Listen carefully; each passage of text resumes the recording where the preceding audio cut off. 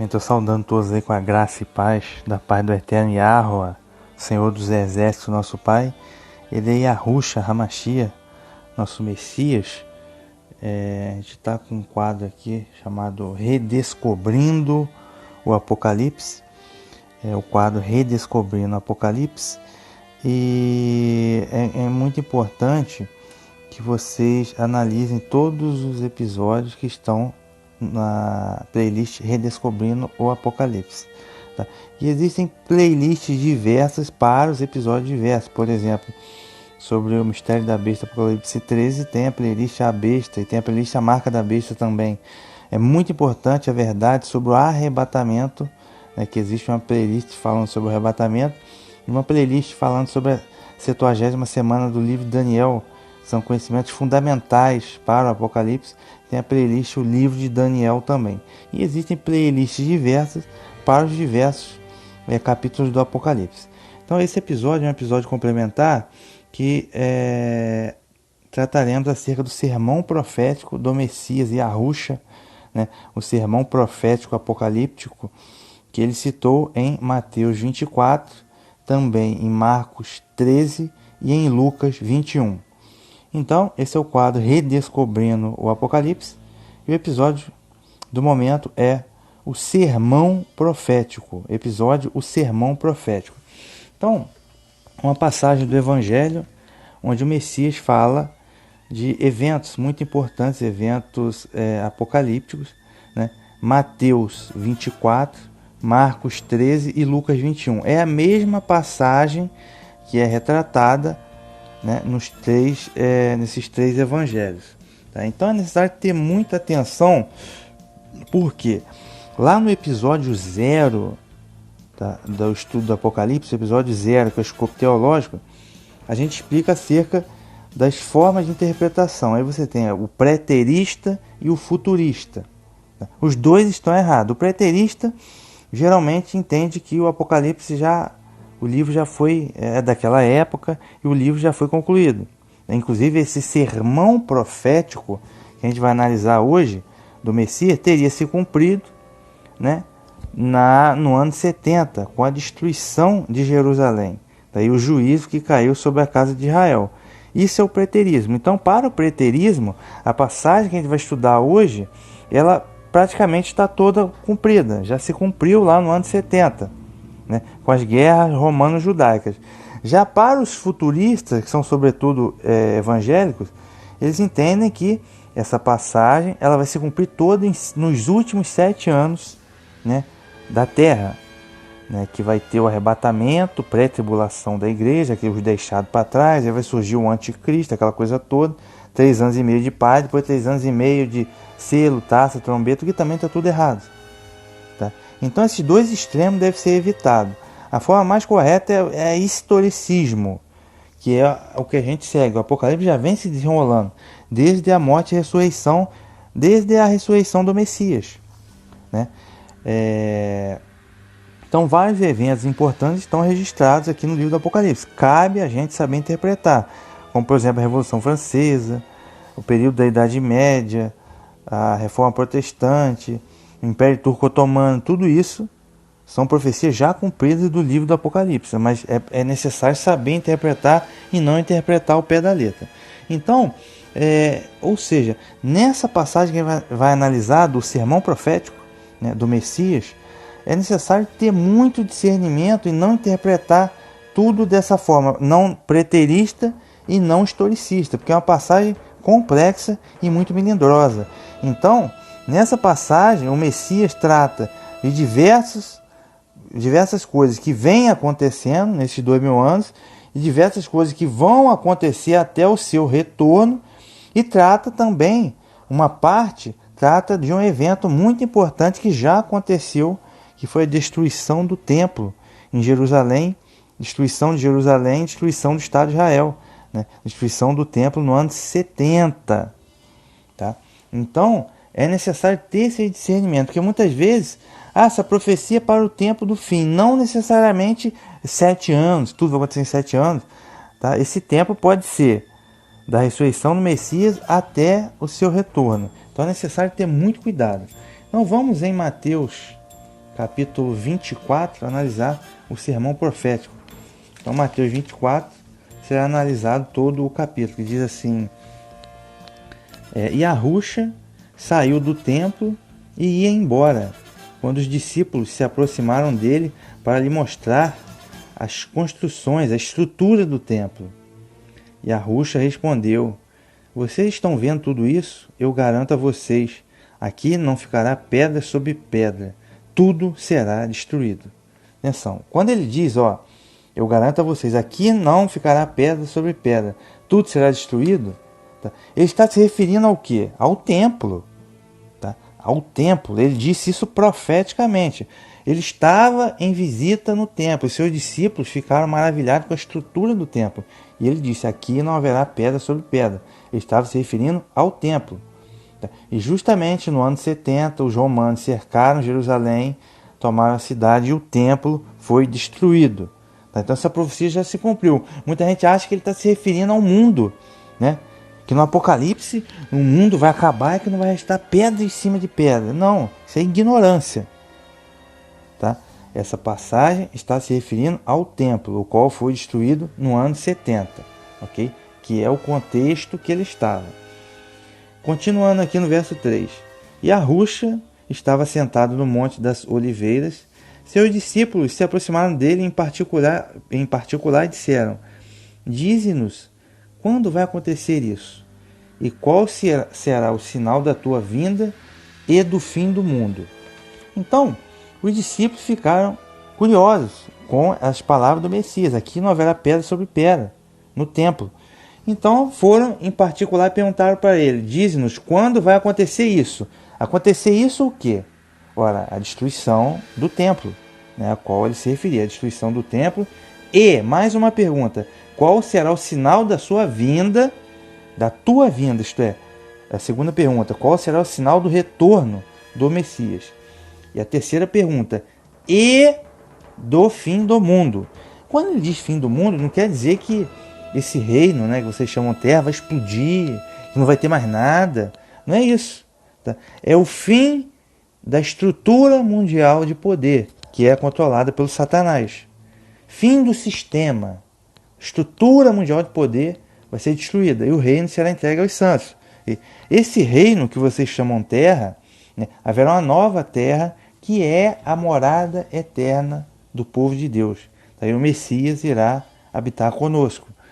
Mas, então, quando ele diz aqui do fim do mundo, é fim dessa estrutura mundial de poder. Tá? Toda essa estrutura social, política, econômica, religiosa, destruição de tudo isso. Tá? Então, são 3 perguntas. A primeira pergunta, quando vai acontecer isso, a destruição do templo? A segunda pergunta, qual será o sinal da tua vinda, isto é, do retorno do Messias? E a terceira pergunta, e o sinal do fim do mundo, da estrutura mundial? Tá? Então são 3 perguntas. Tá? Então, a partir de agora, ele vai iniciar a responder essas perguntas. Só que a gente não pode entender que tudo que ele vai falar aconteceu lá atrás, no ano 70, com a destruição do templo. Ou a gente não pode entender que tudo ainda vai acontecer nos 7 anos finais da tribulação, que isso está tudo errado. Tá? Então percebam que ele vai citar agora uma série de eventos que começam após a sua ressurreição e vão e culminam no seu retorno. Uma série de eventos, né, que culminam no seu retorno. É o que ele vai citar a partir de agora, no verso 4. E Arrucha respondeu: cuidado para que ninguém engane vocês, porque muitos virão em meu nome dizendo, eu sou o Messias, e enganarão muita gente. Tá? Olha só, ninguém vos engane. Muitos virão em meu nome dizendo, eu sou o Messias. Então, nesse tempo todo aí, houveram muitos candidatos a Messias, né? Houveram muitos candidatos a Messias. Então, ainda nessa seara aí das guerras romano-judaicas, né, houve uma pessoa que foi nomeado Messias tempos depois, né? Que é o tal do Simão Bar Corra, certo? Simão Bar Corra, né, que nas guerras romano-judaicas ele foi líder, né? Ele liderou o exército de Israel para tentar frear o Império Romano, mas eles foram derrotados. Mas esse Bar Kokhba, né? Ele comandou a terceira revolta judaica contra o Império Romano, entre 132 e 135 da Era da Graça, né? Depois do Messias. E ele chegou a ser proclamado por Israel como o Messias de Israel. Tá? Mas, que é aquela história, eles esperam o Messias militar, político, eles estavam esperando, mas fracassou. Né? Fracassou. Aqui no Brasil, hoje, a gente tem, recentemente, uma figura que chega a ser cômica, que é o tal do Henri Cristo, né? Que é uma figura... chega a ser cômica, seria irônico se fosse trágico. Mas tem gente que acredita que aquele cara é o Messias. Entendeu? Paciência. Né? É o próprio Papa, como eu disse, o título do Papa, né, é vigário do Filho de Deus. Está na coroa, tríplice coroa, que eles não usam mais hoje. Mas veja bem, vigário do Filho de Deus, como assim? O Filho de Deus tem substituto, mas ele está presente conosco em espírito e verdade. Então ele não precisa de substituto.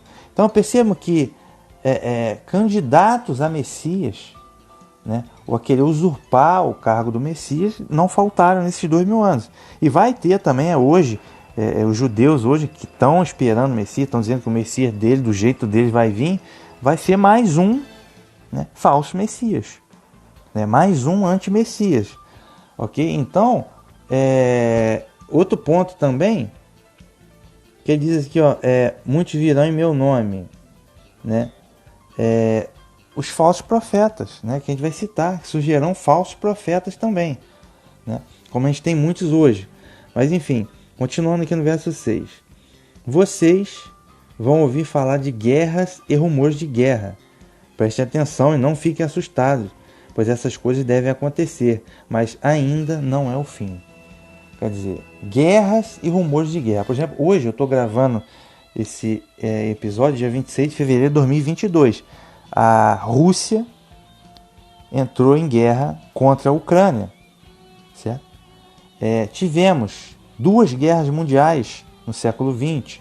Né? Tivemos guerra, as cruzadas, né, dos exércitos católicos europeus contra os muçulmanos. Tivemos o Império Turco-Otomano guerreando contra a Europa. Tivemos a Guerra dos 30 anos entre católico guerreando com o evangélico. Enfim, Revolução Francesa e Revolução Russa. E por aí vai. Ou seja, guerra é o que não faltou. Invasão bárbara ao Império Romano. Ou seja, guerra é o que não faltou nesses 2000 anos. Guerra do Vietnã e por aí vai. Né? Então, Guerra do Golfo mais recentemente. Guerras e rumores de guerra. Coisa que não faltou nesses 2000 anos. Okay? Mas ele diz, mas ainda não é o fim. Todas essas coisas devem acontecer, mas ainda não é o fim. Okay? Não fiquem assustados com isso. Tá? Dizendo aos seus discípulos. Verso 7. De fato, uma nação lutará contra a outra, e um reino contra outro reino. Haverá fome e terremotos em vários lugares. Tá? Então, uma nação lutando contra a nação, reino contra reino, né? Por exemplo, as 2 guerras mundiais que nós tivemos recentemente. Então, ele cita ainda terremotos, né? Quem me vê, haverá fome e terremotos em vários lugares. Olha, fome é uma realidade do mundo atual, né? Principalmente na África, em vários lugares da Ásia, até aqui no Brasil mesmo. Então, você tem bilhões de pessoas que estão abaixo da linha da pobreza, tá? Então, fome é uma realidade nesses 2000 anos aí. Nunca deixou de ter fome em algum lugar. E ele diz aqui, haverá fome e terremotos em vários lugares. Tá? Um terremoto que ficou bastante conhecido aqui no Ocidente foi o cisma de Lisboa, em 1755, que destruiu a cidade de Lisboa. Um cisma, foi um terremoto, né, que provocou desabamentos, incêndios, e quem tentou fugir para a praia ainda viu um maremoto e matou muita gente. E isso no dia 11 de novembro, se eu não me engano, que eles estavam celebrando o Dia de Todos os Santos num país católico da Europa, que era Portugal, né? Por exemplo, o cisma de Lisboa. Então, para aquela gente que está lá, foi o fim do mundo, né? Uma coisa terrível, mas é uma coisa que devia acontecer. Teve também um terremoto no Haiti, 2010, que foi um terremoto também muito pujante, na capital Porto Príncipe. Agora, recentemente, em 2021, também teve outro terremoto, né? Então, enfim, tem terremoto todo ano, tem terremoto, mas alguns ficaram mais notabilizados, como esses dois que eu citei. E todo mundo fica muito preocupado com essa coisa. O fim do mundo, teve um terremoto, né? Mas houveram terremotos terríveis ao longo desse tempo todo, desses 2000 anos. Aí no verso 8, ele diz assim, ó: mas tudo isso é o começo das dores, ou o princípio das dores, tá? Então isso tudo é coisas que são místicas, que devem acontecer, como vem acontecendo nesses 2000 anos. Aí você vai me perguntar, por que Deus permite isso? O eterno não é amor, por que ele permite isso? Olha, ele permite por causa da desobediência dos seres humanos, okay?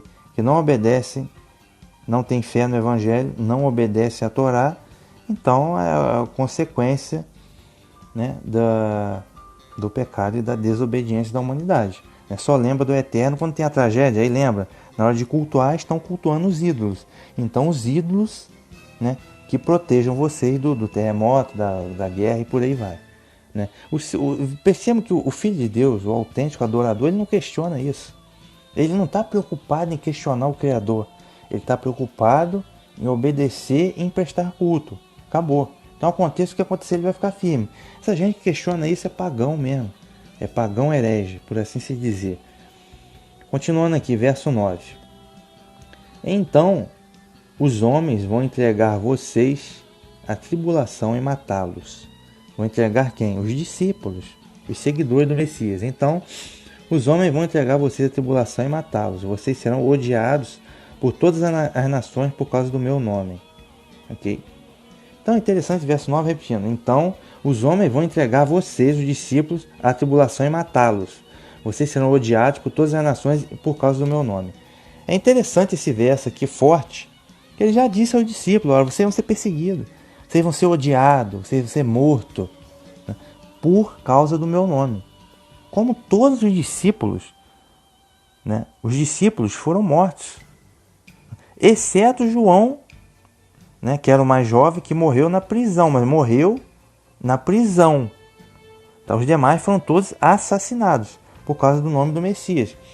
E essa passagem, muita gente às vezes, principalmente evangélica, aquela coisa: não, nós estamos na era da graça. Não sei o que estamos. Realmente, senhor, estamos na era da graça. Mas na era da graça, quantas guerras já houveram? Inquisição. A Inquisição perseguiu muita gente, não foi só judeu, não. Tá? Perseguiu os valdenses, albigenses. Tá? Quem questionava os dogmas do catolicismo e o papismo era perseguido, lançado na prisão, morto ou até na fogueira. A própria guerra dos 30 anos entre católico matando evangélico e vice-versa, evangélico matando católico, 1/3 ou metade da população da Europa morreu na época, ou seja, na Era da Graça. 2 guerras mundiais na Era da Graça. As cruzadas, a guerra entre os exércitos cristãos europeus e muçulmanos, matou quanta gente? Estima que só o cerco de Jerusalém na época matou 400 mil pessoas na Era da Graça, entendeu? Então, quantos discípulos do Messias foram perseguidos pelo Sinédrio na época e foram mortos, como o próprio, não só discípulo, mas Estevão e vários outros, né? Quantos discípulos foram mortos no século 2 e 3 no Coliseu Romano, jogado aos leões, perseguido pelo imperador Nero, né? Depois no século 2 e 3 a perseguição foi bem intensa também na Era da Graça, mas paciência, né? Então, muitas vezes, alguns crentes extremamente ignorantes falam: estamos na Era da Graça, né? Como se fosse um fatalismo, né? Como se nada de coisas do tipo fosse acontecer. Ora, ele está dizendo para quem aqui isso? Para os discípulos, né?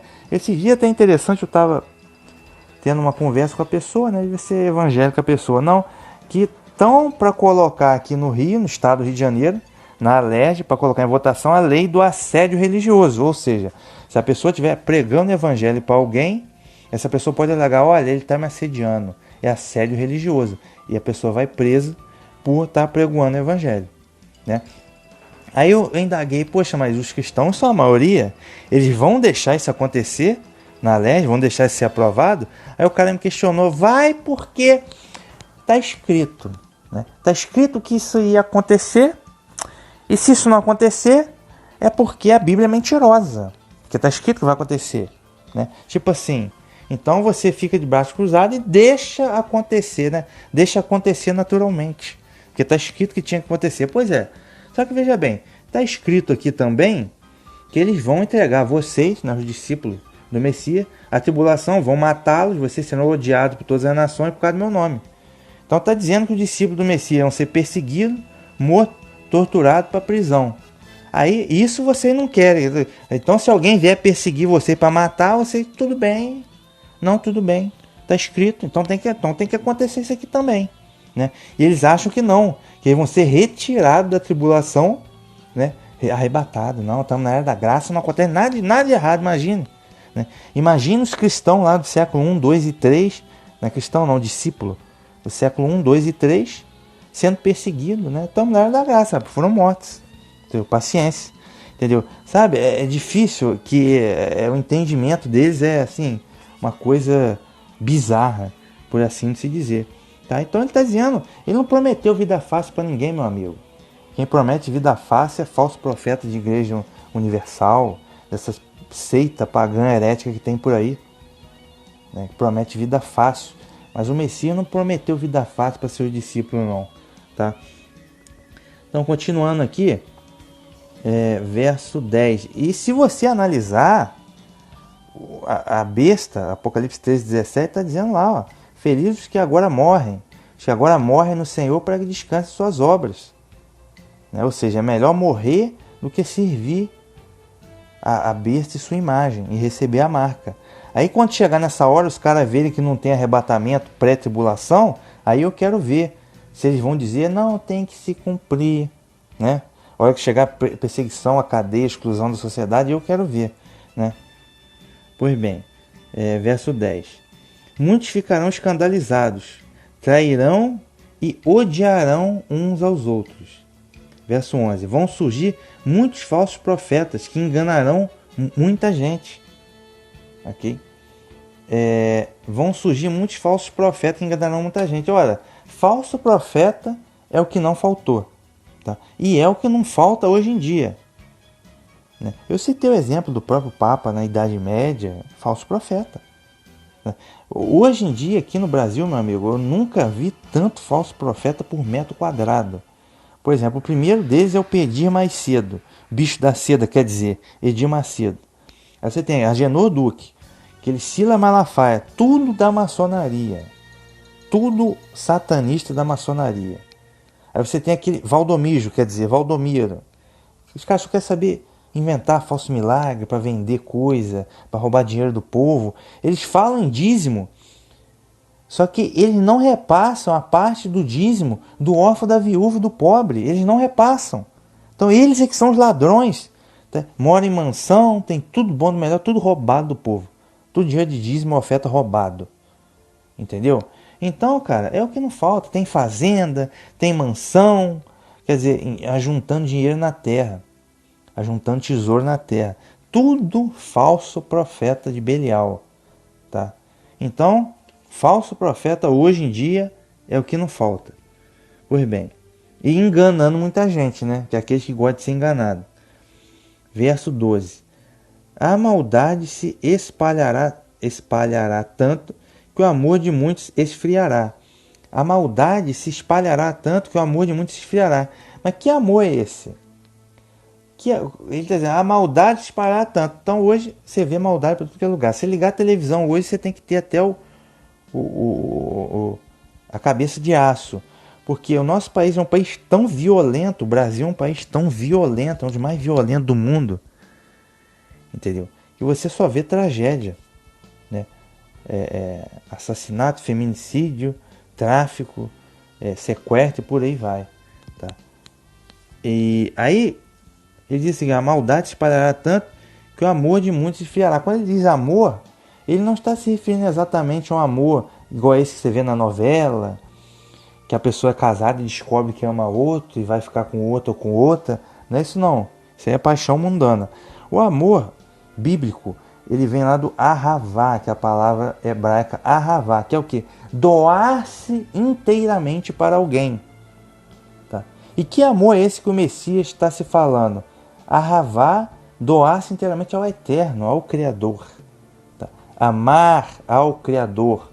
Né? Ele está dizendo isso. Tá? É através da fé. Então, quando diz aqui que o amor de muitos se esfriará, que as pessoas simplesmente vão perder a fé. Vão perder a fé em Deus. Não acha que, não, é muita maldade. Deus não existe, aí o cara fala, pensa assim, Deus não existe, sou um ateu convicto. Enfim. E também pessoas que se iludem com as palhaçadas mundanas de, enfim, coisas de bens materiais, a vaidade, ostentação, essa palhaçada toda, e a pessoa, enfim, se perde nisso daí. Tá? Que é tanto entretenimento, além da própria violência, mas é tanto entretenimento que a pessoa se perde nisso daí. Tá? Então, quando diz que o amor de muitos se esfriará, é o ahavá, amor ao eterno, ao Criador. Tá? Fé, a fé vai dessa gente se esfriou, né? Ele não acredita mais. Verso 13. Mas quem perseverar até o fim será salvo. Mas quem perseverar até o fim. Então ele está ensinando aqui a perseverança. Porque tem tudo isso: violência, terremoto, guerra, peste, fome. Né? Diante de todas as situações, ele disse aos discípulos: vocês vão ser perseguidos, vocês vão ser até mortos por causa do meu nome.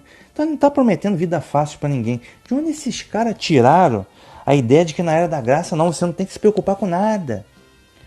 Nada de coisa vai acontecer porque você está na era da graça.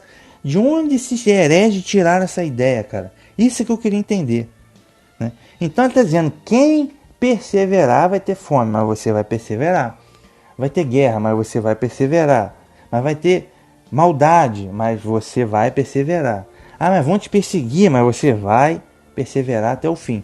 Quem perseverar será salvo. Ok? Quem perseverar até o fim será salvo. Então não está prometendo vida fácil para ninguém, meu amigo. Tá? Isso aí é só da cabeça desses hereges aí que ficam vendendo indulgência aí de Igreja Universal. Esses caras aí dessa vida aí. Enfim. Verso 14.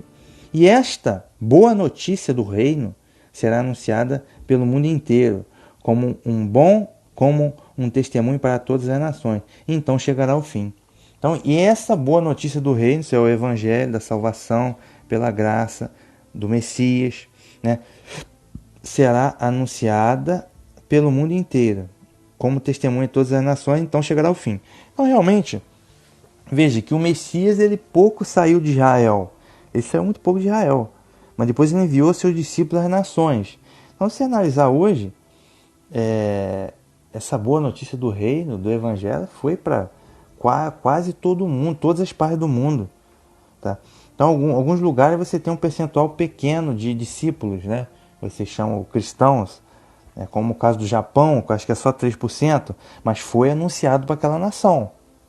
Okay? Então, o Eterno, ele, através da graça do Messias, ele dá a possibilidade de todas as nações alcançarem a salvação. Inicialmente, na primeira aliança, só Israel era o povo exclusivo do Eterno. Então, na nova aliança, ele abre essa oportunidade para todas as nações. Então, dificilmente tem hoje uma nação que não recebeu evangelização. Né? Alguns lugares tem a perseguição, por exemplo, se for lá no Camboja, lá no Sudeste Asiático, a religião oficial é o budismo. Então, se você apregoar o cristianismo lá, é complicado, você pode ser preso. Tá? Para citar um exemplo. Né? Em outros lugares, lá no Paquistão, que é um país muçulmano, é perigoso. Você pode ser preso ou morto por ser um apregoador do evangelho. Mas, creio que não haja assim, um país, dentre os 200 e poucos países hoje, que não tenha chegado a ser evangelizado, né? As boas novas.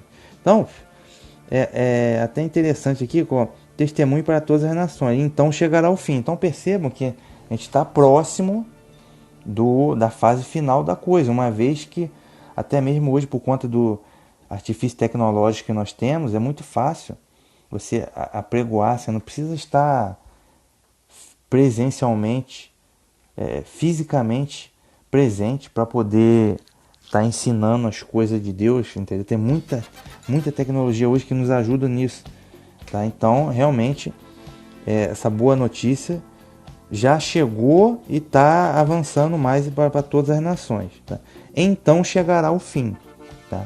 Então perceba que isso, ele falou isso profeticamente, porque ele pouco saiu de Israel.